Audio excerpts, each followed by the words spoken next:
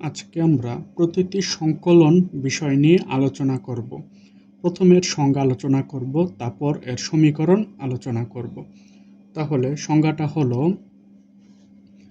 যদি একই ঘাত ও সমজাতীয় সূচক বিন্যাস সম্পন্ন দুইটি প্রতীতিকে পরস্পরের অনুরূপ উপাদানসমূহের মাধ্যমে সম্মিলিত করা হয়, তবে সেই গাণিতিক মিলনোৎসবকে প্রতীতি সংকলন বলিয়া অভিহিত করা হয়। এই প্রক্রিয়ায় উৎপন্ন নবজাত প্রতীতিটির ঘাত ও প্রকৃতি আদি প্রতীতিদ্বয়ের সহিত সমিল ও অভিন্ন থাকে। এটা হলো সংজ্ঞা।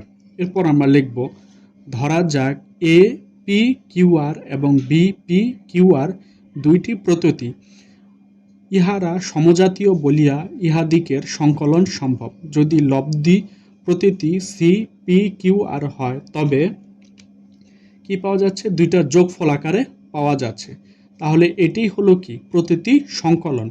দুইটার যোগফলকে আরেকটা এই মাধ্যমে প্রকাশ করা হয়।